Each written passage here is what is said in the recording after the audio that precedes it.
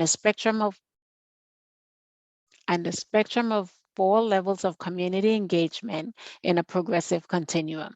These principles and the levels of community engagement spotlights and illustrates who participates and who decides within Fairfax County. So I want you to think about that. Who participates and who decides?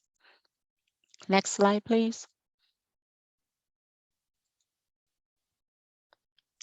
The Fairfax County Inclusive Community Engagement Framework includes 6 principles which promote inclusive, equitable, and authentic community engagement across Fairfax County. Again, it's to ensure that all voices, including historically underrepresented communities, are welcome in the planning and decision-making process. The first principle, equity, with the first principle, prioritizing equity, it's critical we acknowledge intentional and unintentional inequities as we move toward a more inclusive engagement process. So we do this by reducing barriers to participation, creating culturally appropriate engagement settings, and ensuring participation reflects community demographics and those whose lives will be impacted by the decisions. We engage stakeholders that may directly benefit and be burdened or negatively affected by the decision or outcome of engagement. The second principle is establishing and maintaining trust. We work with communities in an honest and transparent manner, considering and respecting people's history, culture, and trauma, building relationships that are transformational, partnership-centered, and long-term. The third principle, we want to be data-driven. We want to equip staff and residents with data to inform all aspects of the engagement process. We want to define what engagement is needed on the issue to inform the decision making, and also include developing a plan to report back to stakeholders on the engagement results, including how the input is used or was used to inform the decision or outcome. The fourth principle, establishing clear expectations, involves developing clear and transparent processes to achieve expected outcomes for the community, identifying appropriate roles and responsibilities. Engaged communications is the fifth principle. Communicating clearly, openly for meaningful public input, broad community participation and engagement in the decision-making process is something that we need to allow. We need to communicate honestly about engagement processes and how communities contribute to the decision. And the sixth principle, promoting and creating an accessible government, is where we collaborate with the community to ensure our public engagement processes are broadly accessible to all members of the public to promote meaningful participation.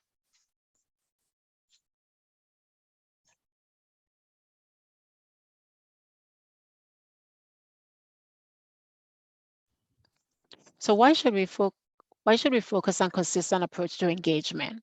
What's the benefits of consistent approach to engagement?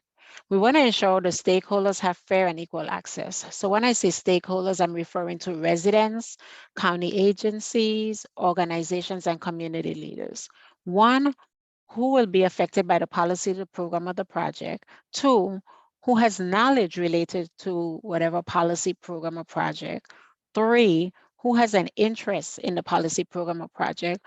And four, who has authority related to, again, the policy, program, or project. Raising awareness amongst departments to increase coordinated efforts and avoiding duplication. In addition to centralizing our county functions, sharing of resources, tools, and data, and building individual and community capacity helps us to remain consistent. Next slide. So the community engagement spectrum is what we use to be clear about the level of engagement expected for decisions. Each level describes not only the role of the community, but also the role of the county or the promise to the public at each level. We start every engagement planning process by first identifying an issue, a problem, or opportunity. So for the purpose of this example, let's look at recycling rates, low recycling rates. So we establish a purpose which is low recycling rates. What do you want to do? Is it to motivate a change, a community change, or behavior? We then anticipate an outcome or decision of the engagement. So this could involve something like selecting the most appropriate and meaningful level of engagement to ensure that they are tailored to the needs of the participants. The outcome could be coming up with some type of efficient process resulting in an increase in recycling rates. So we want to consider what the outcomes are. Then we also want to consider what the impacts are, which could be improvement in communities' quality of life by protecting health and human health and the environment. So again, establishing a purpose, we want to anticipate the outcome or the decision of the engagement. We want to ensure that we think about the outcome, and then we want to consider the impact. We also want to determine the levels of engagement. So we do that by asking questions. How do we do this? Who are the decision makers? Who are the decision makers, internal and external? What limitations apply? What are the resources, the time, the capacity? And what is our promise to the community? What are our negotiables and what are our non-negotiables? I want to stress that community engagement methods are not linear. So the spectrum informs the roles and responsibilities, the methods of communication, and the types of feedback loop to be utilized. It is iterative and has different phases in the process. The spectrum allows for better understanding of the role of the community and the role of the county. The promise to the community changes and the role of the county shifts with the level of engagement in terms of the decision-making power. So I'm going to look at, if you look at the engagement levels, and if you notice, if you move down the levels of engagement from understanding to contributing to collaboration and deciding, the community decision power, making power increases. It is important to keep stakeholders in mind when selecting an engagement method. So for example, if you choose collaborate as the engagement level, we want to ensure that the community is being seen and treated as living experts and leaders. We want to be sure we're working with the community to ensure their voices and values are reflected in what is proposed and show them throughout the process that the input and express interest influence the process that leads to a decision to the maximum extent as possible. Some of the tools or activities that we can use to support this would be exercises or activities such as visioning exercises, participatory decision-making processes. We can implement a committee or a task force. So these are some of the ways we can support and tools that we can use to support that stage of collaboration. I want to also point out that it takes some levels of the engagement. For some levels of the engagement takes more time and resources than others. So throughout the process, we want to ensure that our engagement is guided by our core principles. We want to be equitable. We want to make sure we're trusted. We want to be data driven. Again, meaningful. We want to be transparent and we want it to be accessible. We want to be sure it's important that we don't violate trust or harm relationships. One of the key factors is not harming the community. Next slide. So I've been talking about the key about inclusive engagement. What are some of the considerations that we need to ensure that engagement is inclusive?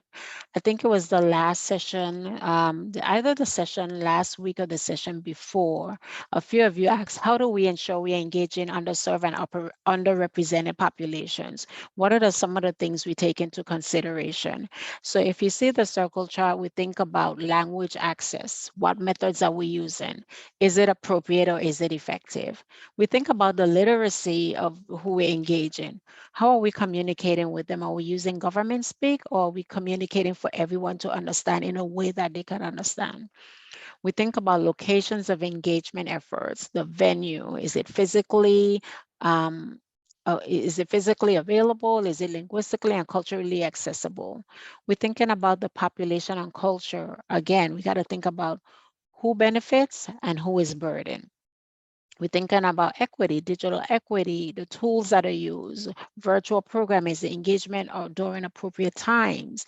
Is it before or after work or school hours? We think about childcare, we're providing transportation. What are some of the things that we're doing to ensure that we're being inclusive in the engagement that we're doing? Is the venue ADA accessible? Are we including perspective? I think about the continuum, human continuum. Are we including youth voice all the way to older adults? Think about location. So just want to mention those and say that when we think about inclusive community engagement, we definitely got to think about what considerations and some of these things are all that we think about. Next slide. So Engage Fairfax, so the community engagement framework is a guide. It guides us in our practice to enhance the integrity of the community engagement process. As Fairfax County employees, we hold ourselves accountable to this framework and strive to hold all stakeholders to the same standards. With that, I want to open it up to questions. I think Oliver, I hope from the last time, I think it was Oliver and Kathy from the last time, I think I answered some of the questions. I know we talked about it last time and I said I'll be sure to share with you some of the engagement strategies that we use. So I want to open it up to questions and we can we can stop spotlighting for a second. Thank you.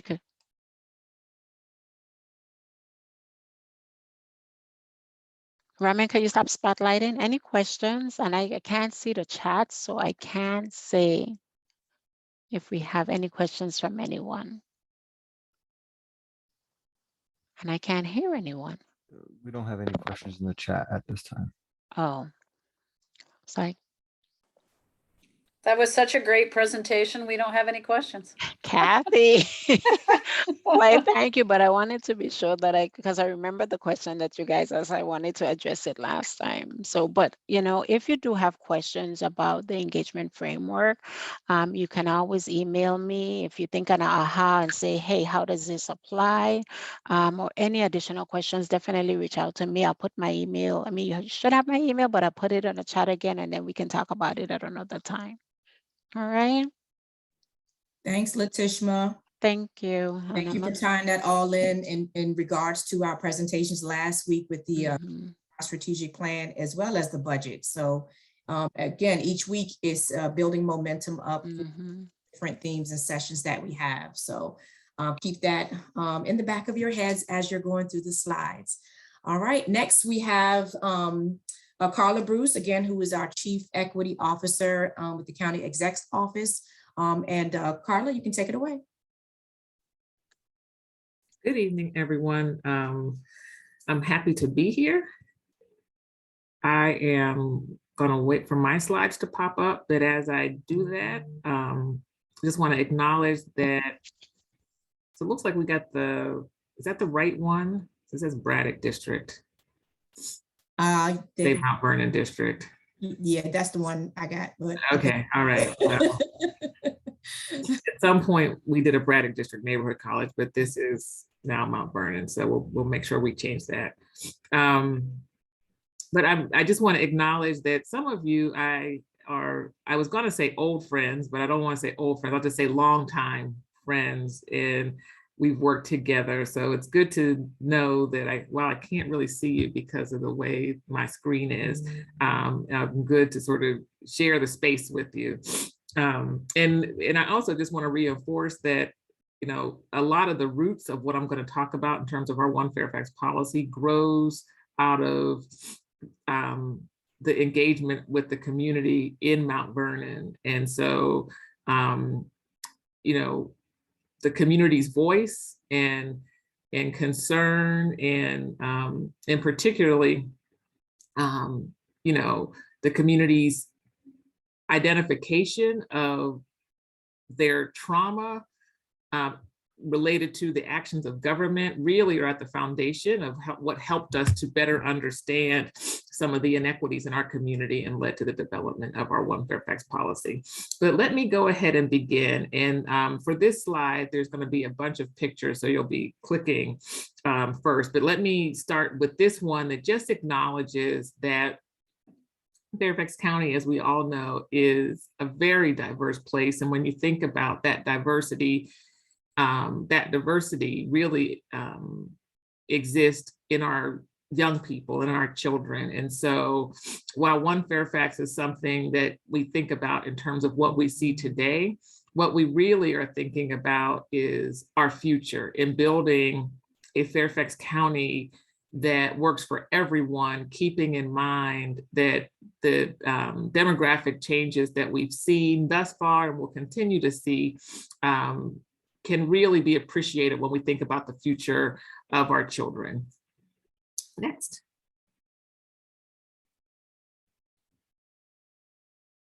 Let's keep going. So yeah, but a lot has changed about Fairfax County. So this is a picture, I believe it's Braddock Road, actually. So it just shows you sort of, Fairfax County, went from a very rural area and, settled with a, small developer. You can keep clicking. I'm just going to talk through this. Yeah. Settled with, in small areas around the small neighborhoods around the county. But now we're seeing, huge developments. This is the Tysons area. This is Merrifield. We have this future. We have, the developments happening. And then we also have certain areas of the county where we still have pockets of, extremely low income folks. And what we know about sort of how the county has developed over time has really sort of led to what we know now as an uneven opportunity landscape. So this is a map of the county, and it's from a report that was developed by Virginia Commonwealth University Center on Society and Health with the support of Northern Virginia Health Foundation. And this report, initially was looking to better understand the social determinants of health. What else beyond access to healthcare contributed to health outcomes, life expectancy in a jurisdiction? This report was done not just for Fairfax County, but for all of Northern Virginia, and then eventually ended up being done for the entire Washington metropolitan area. And what it found is that there are areas in our jurisdiction and across the region that have limited access or lower access to opportunity than other areas of a jurisdiction, and also people experiencing higher levels of vulnerability. And it shows up in this map as these yellow areas. And while I don't like this term, what this report did is it refers to these areas of islands of disadvantage. I think the point, I think they chose the wrong words, I think the point that they were making is important. I think what they were trying to convey is that depending on who you are and where you are going to have different access to opportunity and more sort of exposure to vulnerability. So that when we're thinking about how we're addressing the needs of our community, we can't just focus on sort of the individual conditions of people. We have to shift our focus on the places, the communities where they live, and the presence of opportunity and vulnerability in the spaces where they live, but also what have our systems done?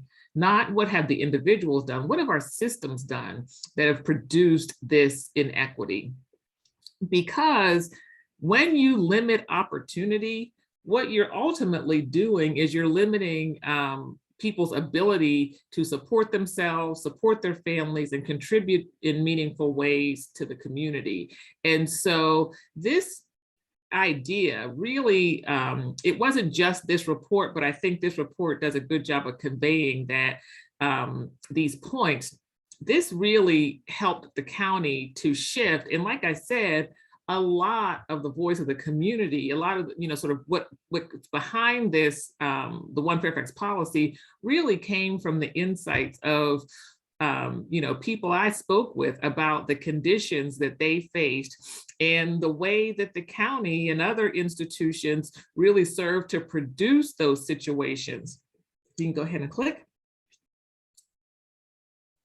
So that led to the development of the One Fairfax racial and social equity policy. I can't see everyone, but I am hopeful that at least some of you are familiar with the fact that the county government back in July of 2016 adopted a resolution that acknowledged the inequity in Fairfax County, and then later followed that, and I should mention that they did this in conjunction with the school board, later followed that resolution with the adoption of a policy, and that policy commits the county and the schools to intentionally consider equity when making policies and planning and delivering programs and services. So I'm going to talk about the utility of that policy when I get a little bit later and talk about community engagement. But again, this was significant, right? It demonstrated first an acknowledgement that while Fairfax County is a great place to live, learn, work, play, worship, that there is inequity and that government has played a role in producing that inequity, and therefore government has to be a part in really leading on the solutions to address that inequity. But One Fairfax, as we've sort of come to understand it as a way to govern and manage to advance equity, has become grounded in a set of principles. So first and foremost, we have to acknowledge our history and how that history has contributed to what we see in our current reality. And then based on what we see, we have to think about what we want for the future. Now we can say, ask ourselves the question, are we comfortable with what we see now? But most often what I hear is that people are uncomfortable with these trends of inequity and want to see something different and have a more equitable future. So in order to do that, then that means we have to be very clear about the actions we're going to take, be very clear in setting priorities, realize that, resources are not unlimited. So we're going to have to, make intentional choices that will, that will contribute to advancing equity. And that's going to also mean doing things different. We cannot do the same thing and expect different results. If what we've currently done has produced an equity, it's going to require some level of change in order for our community to be more equitable.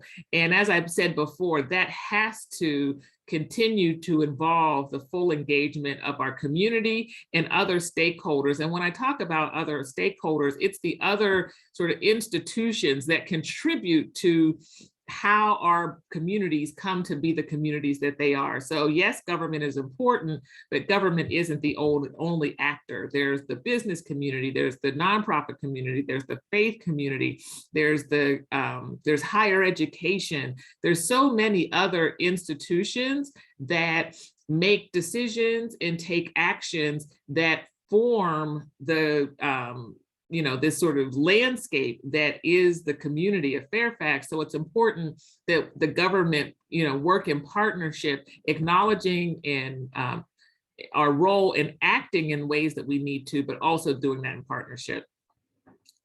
If you click again, it will show, and you can click again, there's one more graphic, yeah. So this will show sort of how we're going about doing this at a very high level, and I'll explain more in detail about this later. But the idea is what we have adopted from an organization we're a part of called the Government Alliance on Race and Equity, which is a national network of jurisdictions who have named that inequities exist and have made an explicit commitment to address those inequities. And what they say is that in order to make these changes in communities, within our organization as well, we have to first normalize the idea that inequities exist. And what we know is that most predictably, those inequities are found by race. There are other social categories that our policy applies to, but when you look across most life outcome indicators, what the trends show is that people of color tend to fare worse. And specifically in Fairfax County, those groups are African Americans and Latinos. It also means that we need to organize around, sort of bring ourselves together in ways where we can plan, where we can partner in order to be able to operationalize the strategies that will lead us to our vision. And again, the vision that we hold is a vision of One Fairfax. Next slide.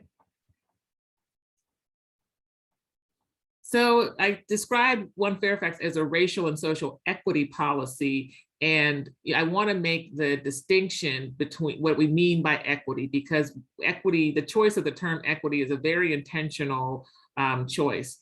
So we see equity as being about fairness and not sameness. So this graphic is one that has been shared fairly widely. It's not a creation of ours, we borrowed it, but it does a good job of showing the difference between equity and equality.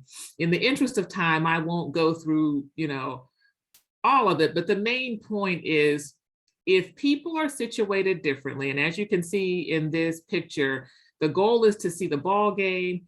Because these three individuals are situated differently, and it's represented here by their height, if the goal is to see the ball game and you apply a strategy or you apply a resource equally, you ask yourself, was that resource, was that strategy effective in helping these individuals reach their goal?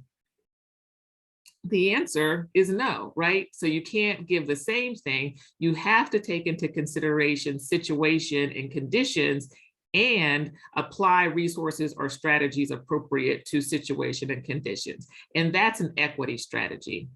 The challenge, though, with this graphic, and I still show it because it's important to make this point, the challenge with this graphic that I've heard, and many in the community have spoken to me about this, is that it suggests that somebody has to lose something in order for another person to gain something. So you'll notice that in the equity graphic, it looks as if the person with the yellow pants had to lose his box in order for the person in the purple shirt to gain an extra box in order to be able to see the game. So we've sort of, struck this graphic because that is not the philosophy of One Fairfax. So if we can click ahead. I think this graphic is a better representation because what you'll notice here are a couple of things. One is there really isn't much variation in the people, right? So the previous graphic really made the difference about the people and suggested that someone was lacking, right? Lacking in height, but lacking. Here, this is not about the difference in people. They're all generally the same height. They have differences, so we want to acknowledge differences, but those differences do not equate to lacking. What's really different here, though, is their conditions, right? If you look at the ground, it's uneven. If you look at the fence, it's slanted, right? So what we're accounting for in this situation is not differences in the people, but differences in the systems, in the structures in which those people exist. And I think that's a better representation of how we approach One Fairfax. Next slide. So as I mentioned, we know that across most indicators of life success, you can predict who is going to fare well and who is not, or who is going to fare worse. And you can click through the next three or just a few bullets. So based on our definition of equity, equity exists when one can no longer predict advantage or disadvantage by group identity. You should not be able to look at these areas and then say, okay, which neighborhoods have better or worse environmental outcomes? right? You shouldn't be able to say that. You shouldn't be able to look at housing and predict by race who has higher or lower housing ownership rates. You shouldn't be able to predict who by race is, more likely to be involved in our criminal justice system. So equity is being able to no longer predict by race, because everyone has an even opportunity to be successful. So in this sense, racial equity is really about improving outcomes for everybody, but really also about closing those racial gaps. Next slide. So race, I've talked so far and I've said race, and I know that race can be a term that can make folks uncomfortable. And often part of that discomfort is because we're focusing on it at the individual level. We're focusing it on the level where we're considering people's beliefs and the actions that they take based on beliefs that really perpetuate oppression. Now, again, sometimes that's conscious, sometimes that's unconscious, but that's racism at the individual level. One Fairfax deals more with systemic racism. And systemic racism is grounded in these two ideas. One, where does it exist at the institutional level? Where are policies and practices happening within an organization or within an institution that perpetuate inequitable outcomes? And how can we change that, right? Also, from a structural level, you think about how various institutions come together to form structures in communities. So if you think about how is healthcare connected to education, connected to transportation, connected to criminal justice, how do all of these systems work in an intertwined way to produce structures that limit opportunity? That's structural racism. Again, how is it doing that? And then how can we do things differently or better to produce more equitable outcomes? Next slide. And I will tell you quickly, this talking about race and being comfortable naming that we see racial inequity, I don't want to suggest that me going through a slide in 2 minutes is sufficient. So I include it because it's important to describe why we focus on race in our One Fairfax policy. But in terms of the work that communities ought to do, it is important to go through the journey at the individual level. We encourage that there is also a focus on outcomes, which is a focus on that institutional and structural level. But this is a journey for communities to go on. In the interest of time, you can click through this pretty quickly. I won't go through this whole story, but I just want to reinforce what I mean by the idea of structural racism. So imagine that you're walking along, you approach this beautiful lake, right? And you take in all of its beauty. But as you look at that lake, you look closely and you see a fish, right? A dead fish, not just any fish, but a dead fish. What might be some of the questions that you might ask yourself about that fish, about its current condition? And again, in the interest of time, I won't open it up for discussion, but what I often hear is, what did that fish do? That fish must have done something it ended up dying, right? So the focus is on what did the fish do? But if you look a little closer, you notice that it wasn't just one fish. It's actually 100 fish that are, belly up in the water. So your answer probably shifts at that point. So it wasn't necessarily what that one fish did, but there must have been something in the water, right, that contributed to these fish dying. But as you continue to walk around, you went to that lake, you travel a little while, and you go to another lake, and you still repeatedly see 100 fish in different lakes all around, your community. And you have to ask, wait a minute, there's something underground, right? That groundwater must be creating something that's making this population of fish die. And that's really, and there's a much better story. I just really went through that fast. If there's I can share with you a link to a much better telling of the groundwater story. But the point is that it's not focused on the individual. It's not even focused on sort of like poison pollutants in the water, right? It's focused on the very ground under which, that sort of supports everything. There's something deeply rooted that's driving the inequitable outcomes that we see. Next slide. And so from a government perspective, what we know is that our government over time has, and I mean this at the federal level, I mean this at the state level, and I mean this at the local level. Our government has, in its practice, had policies that explicitly were intended to produce and maintain racial inequity. And again, if we had time to open this up for discussion, I'm sure many of you could name what some of those policies were.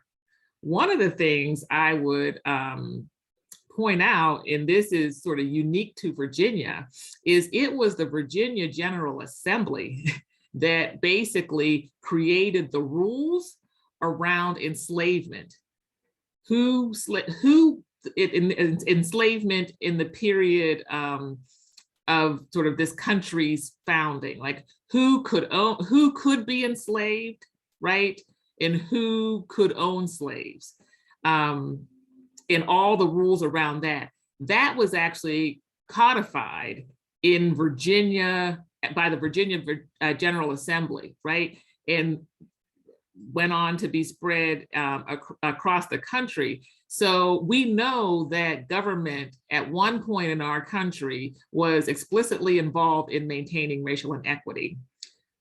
But we also know that, communities rose up and said they wanted to see things different, and laws changed, and discrimination and intentional racial inequity became illegal, but we still continue to see the same patterns of racial inequity. And what we know then is that the new policies that got adopted were applied in a race-neutral way, but because they didn't take into consideration conditions, they didn't have the effect of closing gaps, right?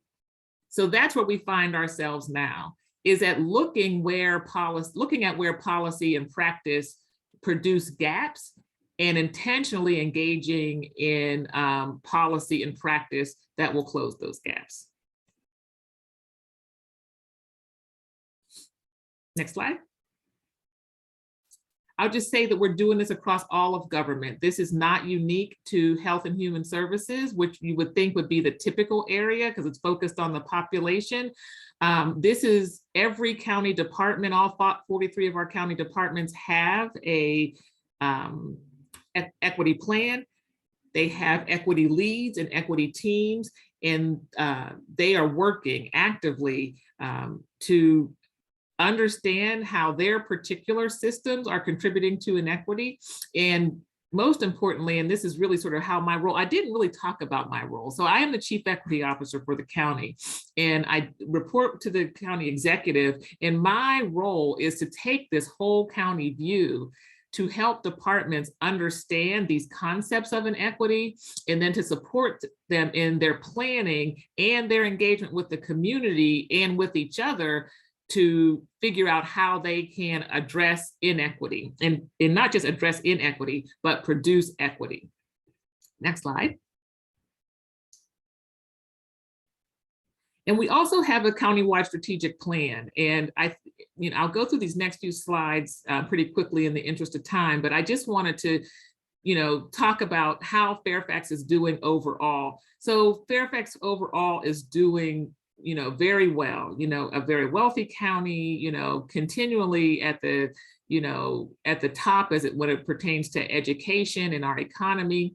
But we all know, and particularly I think the residents of Mount Vernon know, that that's not the situation for everyone. So as a part of our strategic plan and our focus on, you know, shaping the future together, we are applying an equity lens, and we are really concentrating to ensure that every area of the county is a community of opportunity so that all neighborhoods and all populations in Fairfax County can have success. Next slide. And to do this, you know, it requires us, it doesn't require us, but what we're doing is we have adopted this principle, which is targeted universalism. The idea, and there's lots of documented research around this concept, but the main point is we acknowledge the presence of structural inequity. We know that people and communities are situated differently.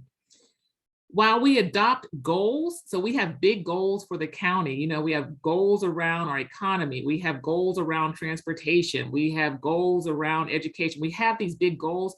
We just account for people with the author of this concept, John Powell, calls situatedness. We account for people's situatedness, and then based on that situatedness, build opportunity structures. That's our strategy. It's like, if opportunity doesn't exist, how can we build opportunity structures that would allow everyone in every community, regardless of how they're situated, to be able to achieve their goals? Next slide. There's 17 areas of focus, or sort of 17 goals in the One Fairfax policy, but we have identified these areas as ones where we see in particular higher levels of inequity and sort of more sort of vulnerability or lack of opportunity. So just wanted to quickly identify those. Next slide. And when we talk about what we're going to do, and you can just click through like 4 times, it'll bring up everything. Thank you. And what we talk about, what we're going to do as we understand this variance and opportunity, first, we're going to use data to understand where there's vulnerability, where there's opportunity. Where we don't have opportunity, and areas where we don't have opportunity, then our goal is we have to build it. Where opportunity does exist, but there might be barriers, whether that's barriers like transportation or barriers like cost, or even sort of barriers around awareness, then our focus then is how do we connect people to opportunity? And we also recognize that all those things on the previous slide really are like puzzle pieces. And when we put all those things together, digital access, education, childcare, healthy food, healthcare, we put all those things together, what they're really doing is creating an economy that is inclusive and that people are able to fully participate in. That's a community of opportunity. Next slide. And I'll close with this, and why I think it's so important that there are programs like Neighborhood College.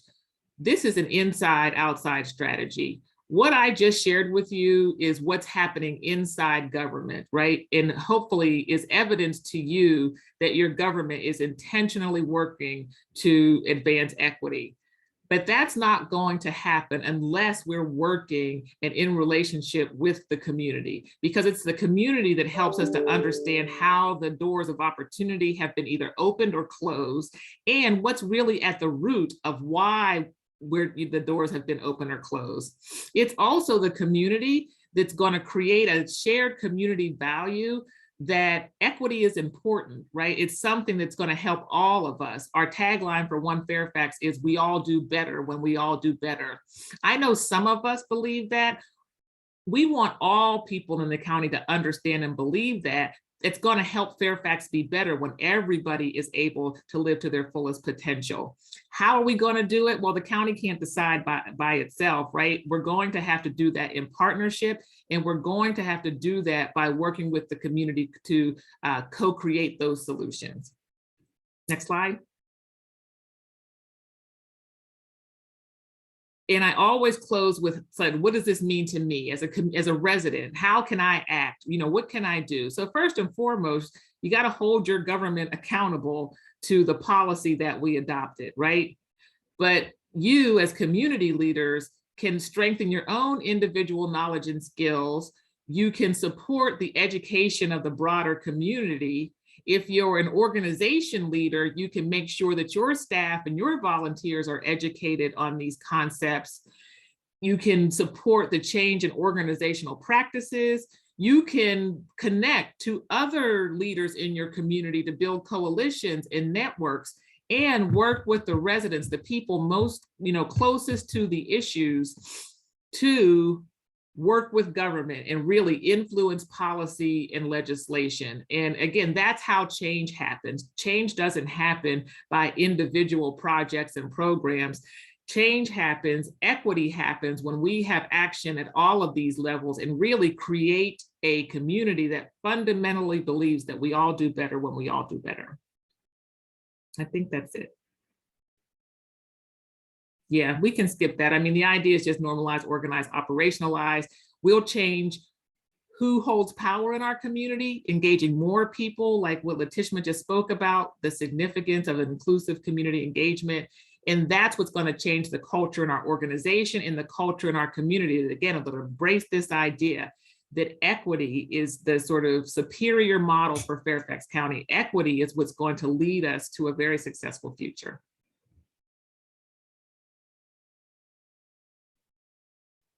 So I know I probably went over, but if there's time for any questions, I'm happy to answer questions or just engage in discussion if folks have questions about anything that I shared. Thanks, Carla. And you actually have, we have about 8 minutes. So we do have. Oh, wow. Okay. You did good. I see Otis has his hand raised. Yes, and I thank you for your presentation, Carla. I have several questions, but let me start with the overall broad question that or area I'm concerned with is engagement. Let me start with how is your office structured to manage or oversee this effort throughout the county? Do you understand my question? Yeah. Mm-hmm. Okay. Yeah. So, so like I said, in my role as Chief Equity Officer, I report directly to the county executive, which means I have a whole government focus, right? So what the county executive is responsible for, I'm responsible for looking at. To support that work, I have a small team inside the county executive's office. One person is really focused on building the capacity of the departments to be able to consider equity. Because while I have a, expertise in conducting an equity analysis, I don't have an expertise in planning and development or transportation or health. So what we needed to do was to build up that capacity within departments. So how we did that is we identified equity leads in every county department. And those equity leads, with the support of their leadership, developed equity teams. And those teams we trained, right? We provided extensive training to so that they could learn how to take their technical expertise and match that up with an equity analysis. And now they have equity plans. So we've done those equity plans now for 3 years, and hopefully by tomorrow, those will be posted for the first time on the county's website. We're working out the kinks, but for the first time in an act of transparency, we are going to put those plans out there. What I'll say, are those plans going to solve inequity in Fairfax County? No, but they show intentionality, and hopefully they show, give the community a sense of what we're seeing and give the community a platform to engage with different departments in terms of partnership and helping to inform. And in addition to that person, I also have a person on my team focused on data and focused on that, where I said mapping and understanding vulnerability. So we want to listen to the community, but we also want to ground it in the information that we have. So we have that person, and we have another person specifically looking at community engagement and community partnership, like connecting our departments to each other and connecting our departments to the community around particular issues. So I, by choice, created a small team because I didn't want the work to just be on my shoulders. My intent is to build the functionality across all of government. So one day, whenever that is, when I go away and the next person comes along, that infrastructure is there, and in each department has their own built-in capacity. So that's a long answer to your question, but that's how this work happens. Well, you're getting to my point, and my follow-up is, you mentioned about you had someone on your staff that's working with communities to build partnerships and things like that. Mm-hmm. And I'm a volunteer, so I want to, if it's appropriate, to contact whom that person is. Can you give me a name or a phone number or contact? Yeah, so actually, I would say contact me, and then I'll make a connection to her. Okay. And, and again, depending on what your interests are, it might be her that I can connect you with, but, because we've built capacity within departments, yes, there might be work already happening. So yeah, I will, Letitia, okay. Tina, please, share my information and we can talk later. All right, thank you. And we'll definitely be sharing the presentation to the participants, which has the information on there as well. I'll send. And there's also, at the end of it, there's a link to the One Fairfax webpage, and that's where you'll find all the plans. And there's a One Fairfax email address that we answer. So it's onefairfax@fairfaxcounty.gov. And so beyond I'll tell you, emailing me directly might take a while, but if you email onefairfax.gov, our assistant checks that and is very responsive and gets my attention better than I keep my own attention to my own email. So yeah. Okay, thank you. Mm-hmm. Thank you, Otis. Jacob and I are going to take turns with the hands raised and the reading of the chat. So, Alicia, you had your hand up next.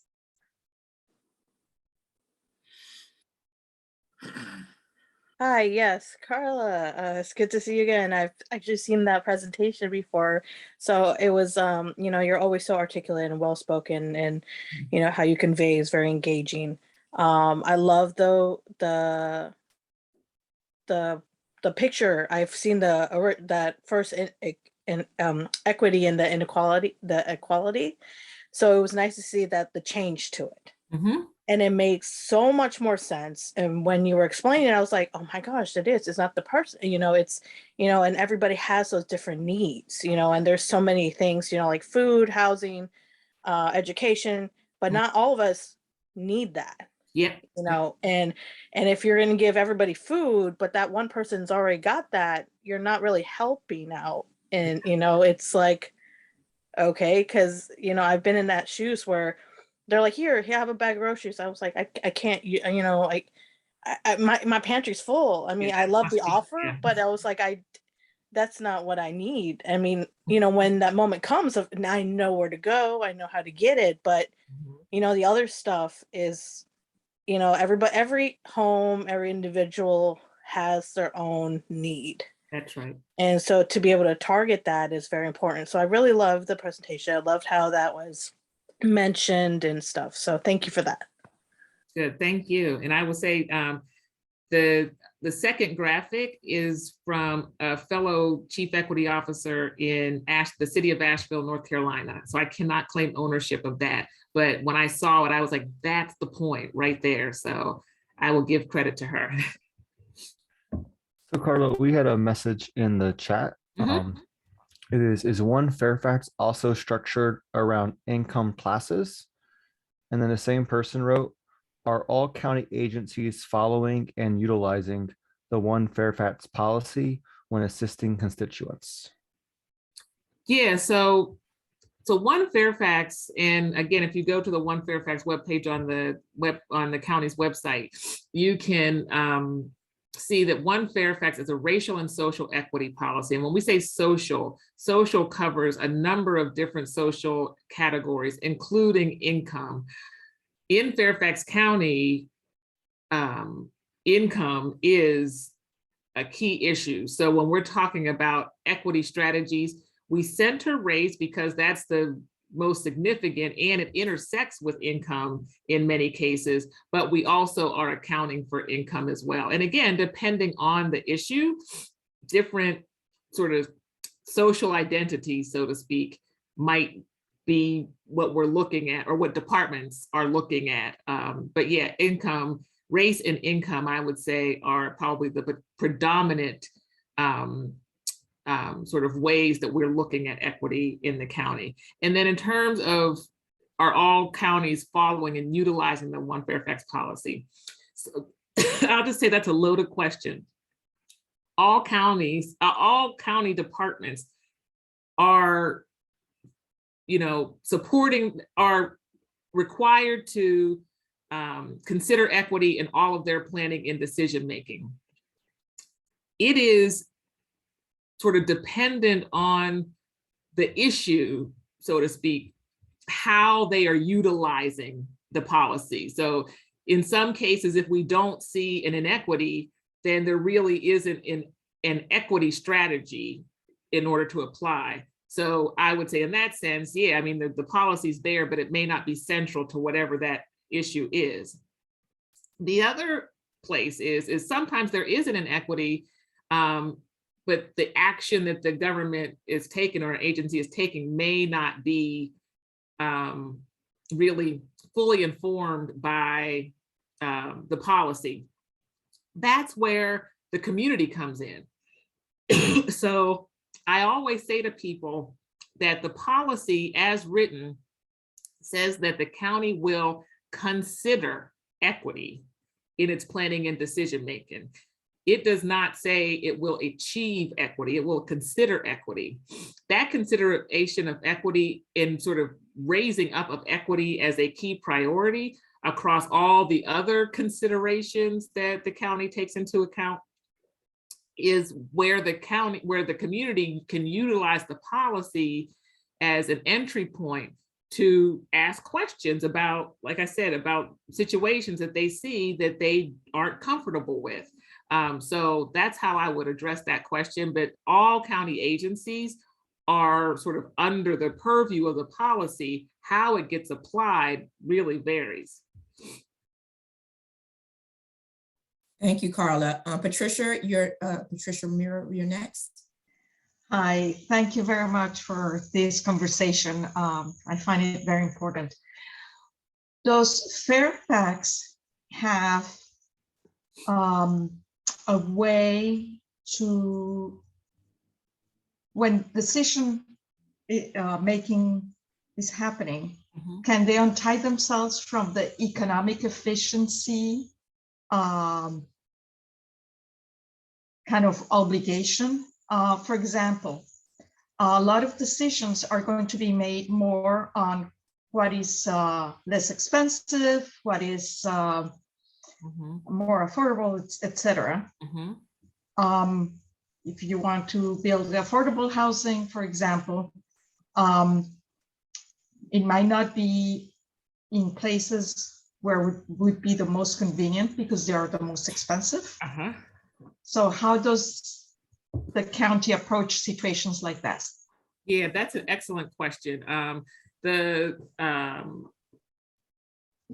couple of ways. Well, so one is, and I witnessed just in recent weeks how our board is struggling with these issues because you all are familiar. Our previous sort of stance, the county's previous stance around affordable housing was build it where the land is cheapest, right? Which led to a higher concentration of affordable housing in certain areas of the county, along the Richmond Highway being one of them, in the Bailey's Crossroads, Colmore area being another. But what happened with that strategy is it also, it led to concentrations of lower income people, right? But it also limited those people to the opportunities that were available in other parts of the county. Now, the land use issue doesn't change. Like the cost to build in another part of the county still continues to be higher. But you have to look at one of the things that we're looking at is this sort of, I mentioned communities of opportunity. So we are looking at the community of opportunity index, right? So if you build in an area of the county where costs are lower, right? But there's lower opportunity, you're going to have to pay more. You're still going to have to pay for opportunity, right? So when you look at the whole cost, what's the whole cost? If you build in an area where there's higher opportunity, yeah, the land value was higher and it cost more to buy, but you're also closer to transportation, closer to job opportunities, closer to healthcare, whatever. You look at the whole cost. So we're trying to encourage that philosophy. Can I say that that is absolutely fully ingrained in the decision-making? I can't, but that's the principle of One Fairfax, is kind of really trying to help people to understand sort of what is the whole cost of something.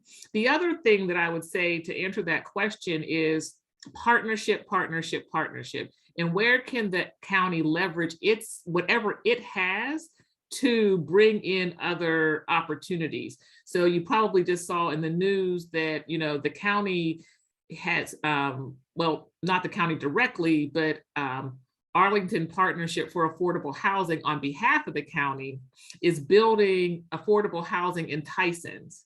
What the county brought to the table was county land, right? So the county happened to have some land and was going to spend money to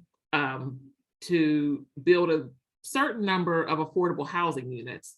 In this context, though, the county, because we have One Fairfax and because we have said that this is something important, and Amazon came to the table, brought money to the deal, and now they're going to be able to basically double what they were able to do prior. So the cost to the county, I'm not sure that it's going to go up significantly, but the point is bringing what the county has and leveraging that through partnerships. So I think it's a combination of that communities of opportunity index, sort of understanding the whole cost of things, and the partnership idea. But the point you make is really important. It's like equity is a consideration, but there are so many other considerations, budget and finance being chief. Like, can we afford always to do what people would consider to be the most equitable thing to do? And where we can't, how can we partner to make that happen? Thank you, Patricia. All right, we're going to take one more question and then we have to move on. And I have to make one more introduction. So Oliver. Can you guys hear me? Mm-hmm. So we know that we have the racial inequities or whatnot, and there's a number of different factors that comprise of that. What I was wondering is that she first had mentioned that, and we all know that racial inequity is generational. Mm-hmm. From a historical perspective, right? Mm-hmm. So I wanted to know how the county presents comparing and contrasting what is working and what is not working in these demographic areas over time. Is there like any data factors, or is there a forecast of what you guys want to actually know what is actually working for you guys, or as far as the plans are implemented? I mean, Oliver, I think you hit the main point, is that, we look at our current conditions and ask ourselves, are we comfortable with the current conditions? And if we're not, what is our plan to,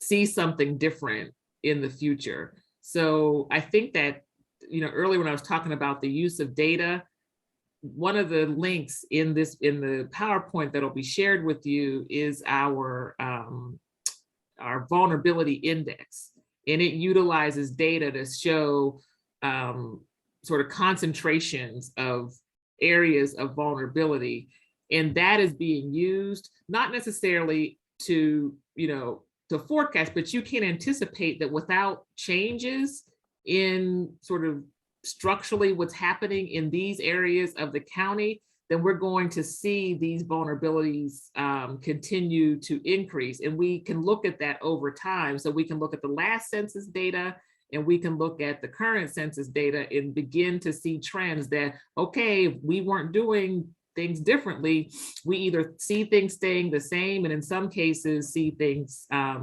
getting worse. So that data piece of it is a huge part of sort of what we're trying to introduce to sort of our planning process, that consideration of where there is a lack of opportunity and where there is vulnerability, and help people to know that, yeah, that if we don't do that, if we don't address that now, it is going to be worse in the future. The one place where will say that we have done what you just described is back in 2015, we partnered with an organization called Policy Link to do an equitable growth profile that looked at the county like 20 years in the future, 40 years in the future, based on the rate of the increase in diversity in the county. And it shows that the economy in the county begins to decrease because as the population becomes more and more people of color, and people of color are not participating in the economy at the same level as white people, this is what's going to happen. And frankly, that was a real motivating factor behind the adoption of One Fairfax. Not just the sort of compelling moral reason for why equity is important, but that at the end of the day, economically, it's important. So if you get a chance, take a look at that report. And we're trying to sort of build that type of analysis into our planning sort of across policy areas. Thank you, Carla, and thank you, Oliver, and to the rest of the group for asking your questions. If you still have any further questions, please feel free to put them in the chat. We are taking notes, and this session is being recorded, as well as you can always send myself or Letitia an email as well, and we'll connect you to the appropriate person to answer your question. So again, thank you guys very much for your participation. We appreciate it. And before we move on to the engagement presentation, I want to just introduce or give Peyton an opportunity to introduce and go ahead and just share some information. So Peyton, if you want to come off mute.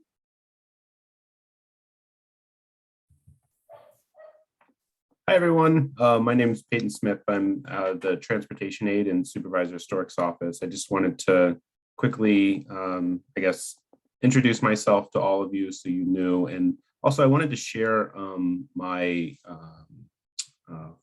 phone number with you all. If you ever see maybe a down sign or any issues with a roadway, you can just take a picture of it.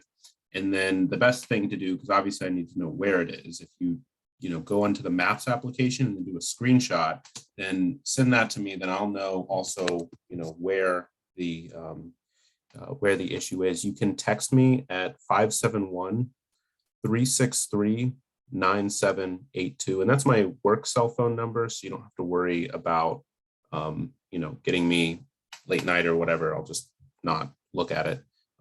So you can do that, and that's the easiest way to get a hold of me. Of course, you can also email me at peyton.smith, PEYTON .smith, SMITH at fairfaxcounty.gov.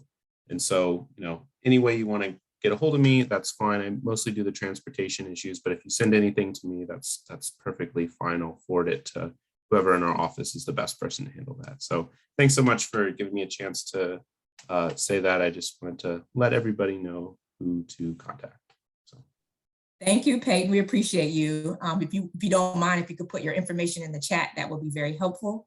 Just Absolutely. In case for anybody back. So we thank you for that. And thank you, Carla. I think she jumped off already, but thank you, Carla, for your presentation and for your information. I ditto everything what Alicia said in regards to the information that was presented and the engagement opportunity to hear about the work that the One Fairfax policy is constructing and the efforts behind all of the work that's being put into it to initiate some of the work that will go out to the agencies, but also to the community, as well as to you all in the work that you do. So All right, moving right along we're going to stay on task at 7:50. We're going to make sure we get all this in tonight, you guys. So, and I can't wait for next week. Next week is going to be a really great opportunity as well, but I'll send you the agenda next week. I'm not going to tell you tonight, so I'll just keep you on your pins and needles. But, but now we're going to go through steps for creating a community engagement plan. Again, you will get the presentation after tonight's session.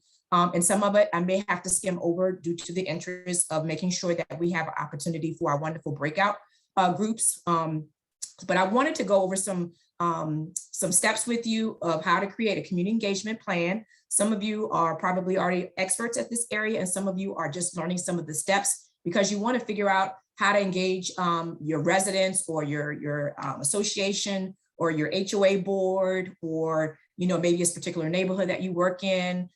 Even within the school community, or if you're with a nonprofit or faith-based organization. So we wanted to share with you some I guess, best practices of how to create engagement plans. So you can go to the next slide. All right, what is community engagement?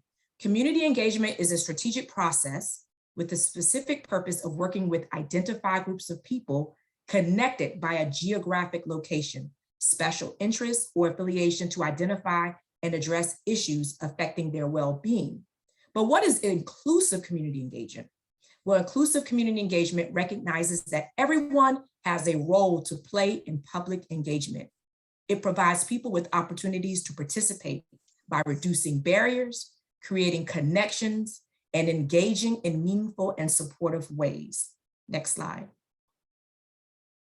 So based upon, I'm not going to go through all of these because you heard this through Letishma's presentation, but pretty much using the basis of the community engagement framework, there are 6 principles to promote inclusive, equitable, and authentic community engagement across Fairfax County to ensure that all voices are being heard, including the historically underrepresented communities, which we've heard from a few of you in the last couple of sessions, and that everyone is welcome to the table when it comes to the decision-making process. Again, I'm not going to go through each one individually, but it's equity, trust, data-driven, the expectation, communication, and accessibility of what you heard from through the One Fairfax model, as well as the inclusive community engagement framework that Letishma went over earlier. Next slide. So once we have our principles, now we want to define the scope. What is the purpose? What is the why? What is the problem or the opportunity that the community can come together and make a decision so that an outcome can be made? The problem, opportunity, issue could be low recycling rates. The purpose, motivate a change in community behavior. The decision or the outcome, implement a more efficient process resulting in an increase in recycling rates. The impact, it's improvement in the community's quality of life by protecting human health and the environment. This is just an example of a scope when you're at the table and you're saying, well, what is the point of us coming together? What is the problem and how can we come together to either provide a better income or to resolve it? Next slide.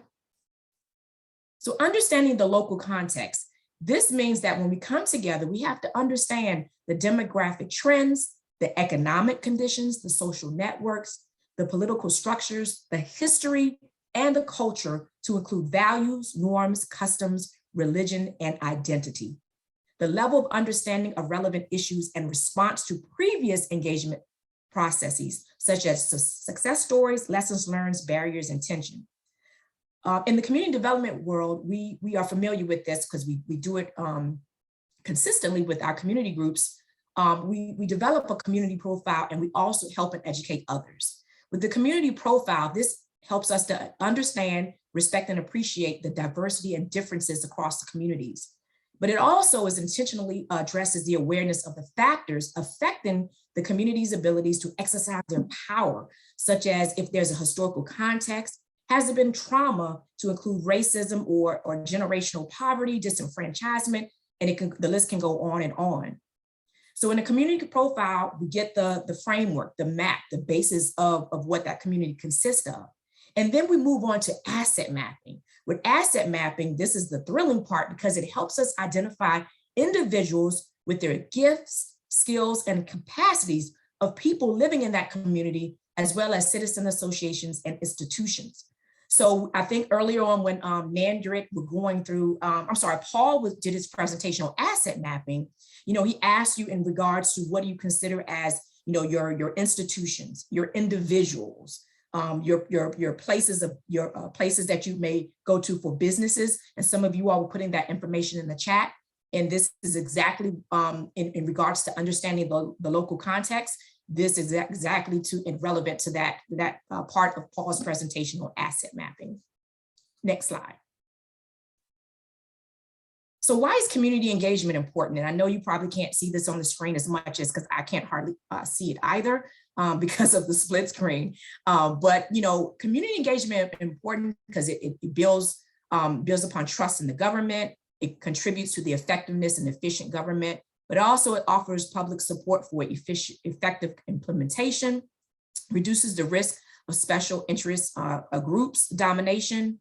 But the more ideas about how to address the problem is considered, it's a better understanding of the problem, but it also educates the public and develops a sense of ownership where people come together, share ideas in regards to the purpose and the why, and addresses any barriers or concerns to come up with the outcome or solution. But in the middle here, you see that it gives a better sense of people's priorities. People tend to come together when they have a common basis, a common knowledge, a common interest.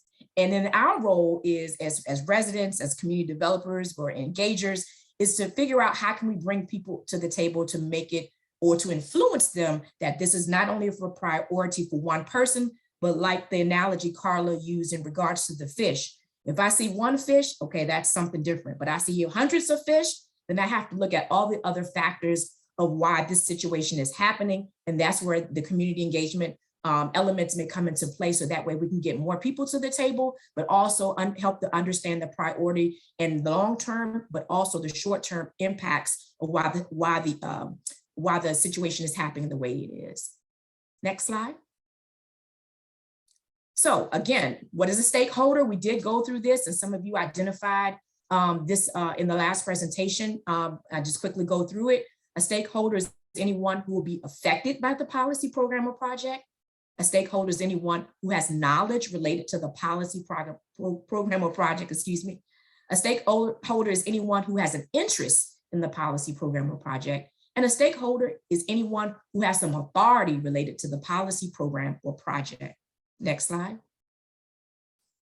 So the next step is understanding the stakeholders. And this was presented along with the asset mapping that Paul did last week. But there is levels, there's our tiers to where we determine and understanding and identifying stakeholders from the individual level, also as to the group level. And in order to determine how they would be affected and group them by their levels of influence, position, contribution, and opposition, this process is called a stakeholder analysis. We've also identified a stakeholder analysis worksheet that I'll show you in a second that will help you break down and understand between the primary stakeholders, the secondary stakeholders, as well as key stakeholders when developing your community engagement plan. Next slide. And this is what the stakeholder analysis looks like. You identify the name of the individual group. The impact level could be low, medium to high. Will the impact of the project benefit or burden? And that's where you can rate that, as well as the influence level. Will the potential influence of the stakeholder on the project outcomes be low, medium, or high? It's a typo. And then their position. What is important to the stakeholder? Going back to saying the priority. What do they value? Contribution. How might the stakeholder contribute to the project? As well as opposition. What actions can the stakeholder take to oppose the project? You don't want to be blindsided whether you're speaking with your group or you want to present this information in another setting. You want to make sure you identify not only the pros, but also the cons. And then identify, are there any barriers to engagement? This goes back to the what Carla was speaking on. We encourage the level as a guideline to the one Fairfax racial and social equity policy, and that we look at the situations, we look at the projects, we look at the programs, and we identify things that may not be obvious to some people, but it impacts others, such as language, Are there various languages? Are we presenting the information in various languages? Do we need childcare? Depending on the time of the meeting or the program or the project, is it efficient for us to have it, to where we have some volunteers to come in? Food, sometimes that could be a driving factor. And we're not saying that you have to be an Outback Steakhouse or a Carrabba's or Mike's Grill in Springfield layout, but it may just be snacks, or it may just be the community coming together for a potluck. Transportation, is it accessible on a bus line? Is there opportunities where people can carpool? Is there enough parking? Is transportation a barrier for those in a particular community that may not have vehicles? There may be an age consideration. Are we looking at having someone for our seasoned senior adults, or is it young adults? Are we looking at our elementary age children? Historically underrepresented. Again, this has come up in previous sessions, to where we look at these barriers and figure out or look at identify some opportunities where we can make change, or where we can make progress, but where we can offer some solutions to some of the ideas that we may have in a collective setting. And then the strategy for engaging the stakeholder. How are we going to do this? Are we going to have meetings? Are we going to have focus groups? Is it going to be virtual? Is it going to be in person? Are we going to send out newsletters to keep them updated? Are we going to send out a news blast? So these are various strategies for how to engage the stakeholder, as well as not only in the beginning of the process, but during and after the process. Next slide. And I won't get into this too much because we can have a really deep conversation about the power analysis, but this just shows the spectrum of the level of influence you have impacts to the degree of how you're trying to go about making a plan or coming together for a community engagement framework. So we have a high influence, less impact, low influence, less impact, and vice versa. So we can get into this more, but we do have the resource and the source link at the bottom for you to dive into a little bit more at your own leisure. Next slide. And then 5, determine the level of engagement. So with Fairfax County, as you saw, we use the community engagement spectrum as well as the principles. And these are in that inclusive engagement framework. Who are the decision makers, whether internally within your group, or is there external factors? What limitations apply? Resources, time, capacity. What is the commitment level? What is the obligation level? What are you asking? And then what is the promise to community? Oftentimes we hear within internal and external structures, we hear words that are being said, and then we look back and say, well, they said they were going to do this, and they still have not done it, which then breaks trust. It also breaks a level of understanding of what exactly was the objective in the first place.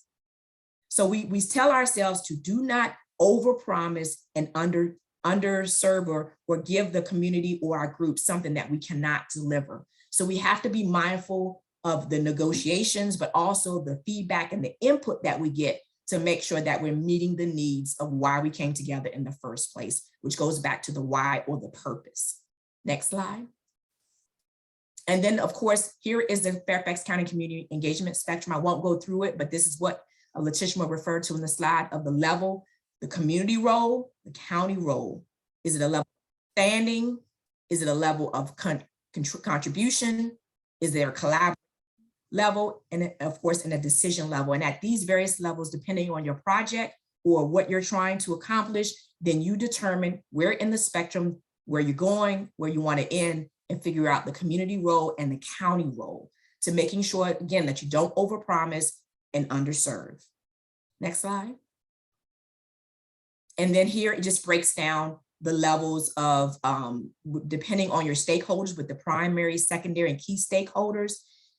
This helps you with the level of engagement with the methods, to make sure that you don't have those barriers that we talked about earlier, and that you go back to the purpose of the engagement and what's the most appropriate for the issue at hand. So this gives you another level of exactly what method you want to use. So just for instance, if I'm at a community role and I want to contribute, which means I'm going to share my concerns and aspiration and consider the concerns expressed by others, I'm going to make sure I have possible elements to use, which would be focus groups, surveys. I may have a town hall or public meeting. I may have a community conversation just to get that feedback, or I might set it up as a World Cafe so I can have those resources available so that I can give more people an opportunity to share and receive the information at the same time. So these are just various methods. Although this is not an exhaustive list, we definitely can chat offline if you're looking at some more opportunities, and if you're interested in learning more about the community engagement methods. Myself or my colleagues, some other community developers will be more than happy to share with our experiences and things that we have done in other communities as well. Next slide. And then defining the phase and the time frame. We don't ever want to get in a situation where we start something and then we either don't finish it, or we say we ran out of time, and then we're like, well, whose time was it, right? So we want to make sure we describe the phases, the time frames, and how the engagement efforts are going to support this through our delivery of the project. So you have the why, like I said earlier, the relevancy of the engagement to the community and how will input be used to inform the decision or the outcome. You have the who, the stakeholders. You have the how of the techniques or methods that you're going to use. You have the when, how often we're going to meet, how often we're going to get this information out. Are we looking to do this in the fall, the spring, the summer? Are we going to do it where that we want the youth involved? Will it be after school hours, or will it be a time where middle adults like myself need to be in the bed by a certain time? So we want to make sure that we get it in before the end of the night. And then we have the where. Are there any challenges to where we need to have it in person, to where we need to have a meeting space that's conducive so that we can move around or we can get into groups? Is there a community room? Is there a library conference room? Is there a local community center that we can use? Or do we need to do it virtually? What platform will be most accessible and efficient for the work that we have at hand? And then the what, the issue, the purpose, and the outcome. What is the impact of the engagement on the, will they be better off because of our efforts? Or is it, again, is it personal and we're internalizing it? But is there a priority and an interest that we need to help people to understand that if we don't do something now, it could be a long-term impact within the next year, 2, 3, 5 years, or whatever that may be. Next slide. And thank you. I know I'm sorry I speak fast. Hopefully you got the gist of it. Again, I'll be sending out the slides to you so you can have these steps, and we can talk more offline if you choose. But I do want to make sure we have enough time for our breakout room. So I'll just take about 1 or 2 questions if you have it. Go back one slide, Raman. You can, okay, so if there's anyone, if you can put it in the chat, or if you want to raise your hand, please feel free to ask a question.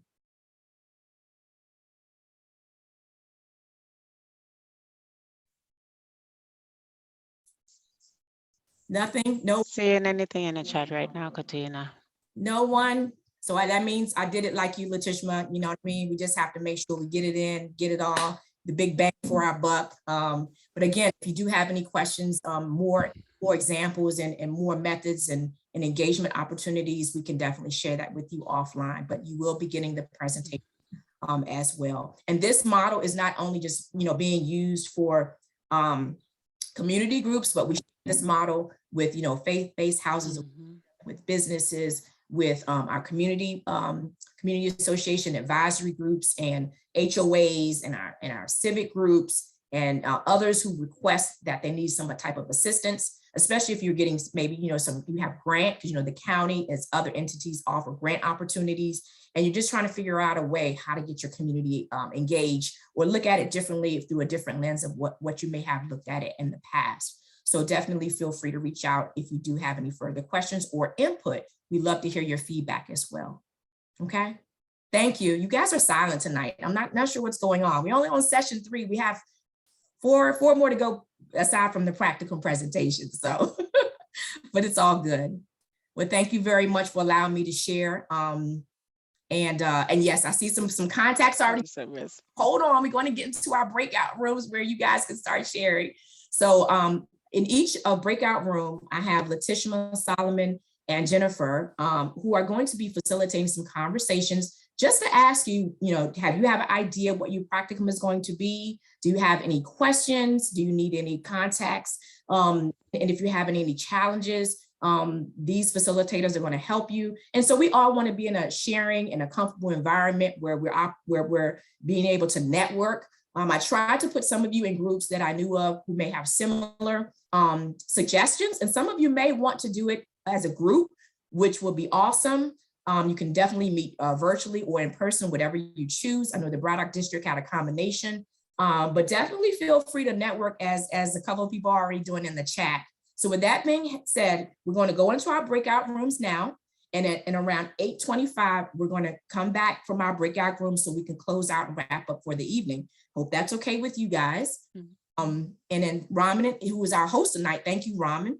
He's going to go ahead and assign us in our breakout rooms. And so the facilitators will start this question. And facilitators, please take notes of any questions or anything so I can make sure we can have conversations and debrief afterwards, okay? All right, Raman, you can go ahead.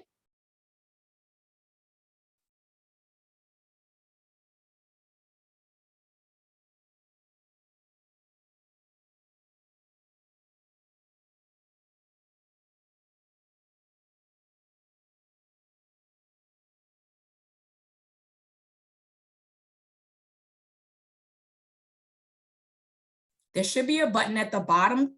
It says breakout rooms. It's like the 8 little icon. If you click that icon, it'll take you to the breakout room. And that's for staff as well.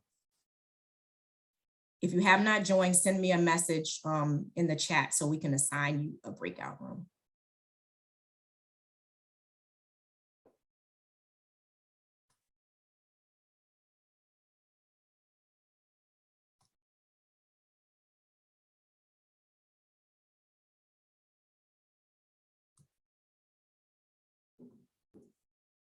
Be helpful.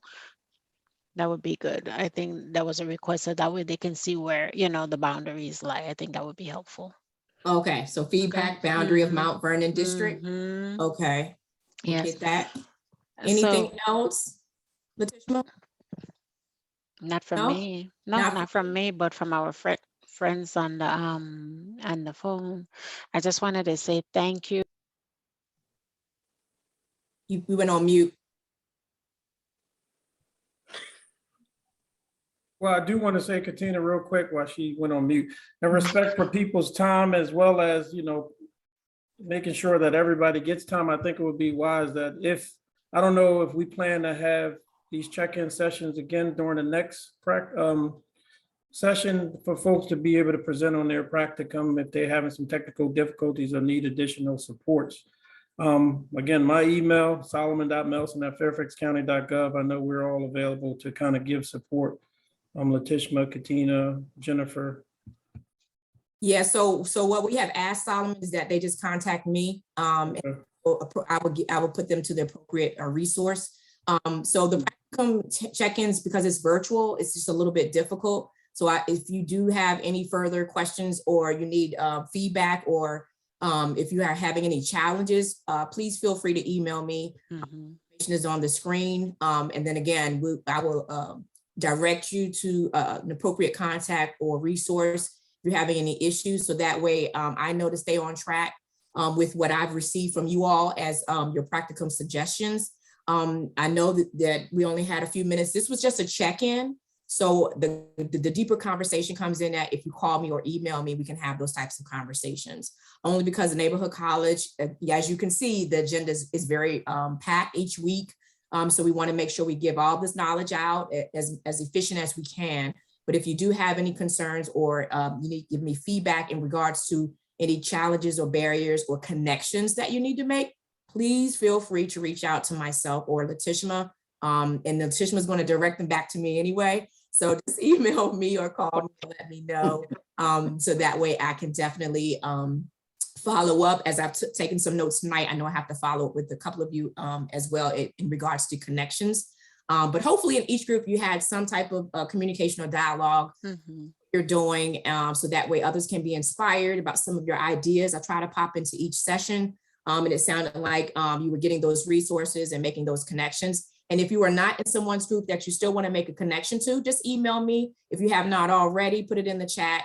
So that way we can make sure that we can, again, put you with the appropriate contact or resource. And we'll follow up with that. Next week is session number 4. We thank Peyton, we thank Carla, we thank Letitia to ensuring that we receive the information on the community engagement framework for Fairfax County, as well as the Fairfax County one Fairfax social and racial and social equity policy. We can't get it all in one night because the sessions are so in-depth with content, but we appreciate you for staying on and being committed to the sessions. So next week, again, it's week 4. We have another jam-packed agenda. I think we have 4 presenters next week. So we'll go through them. So just be mindful of the time.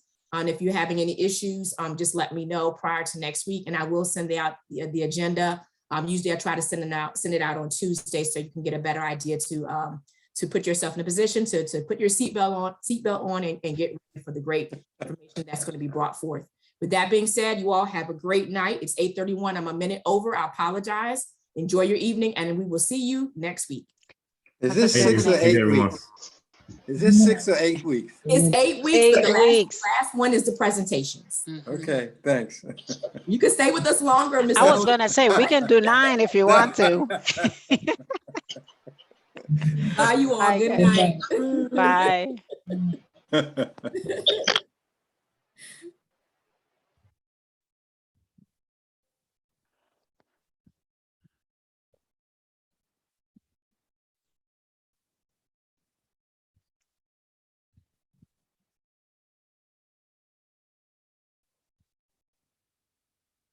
Just Miss Helen. I'm going through them now.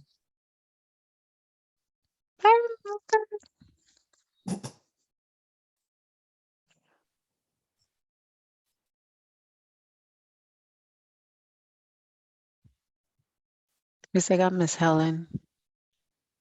Is that it? I'm going to go ahead and stop recording as well. Thank you. You.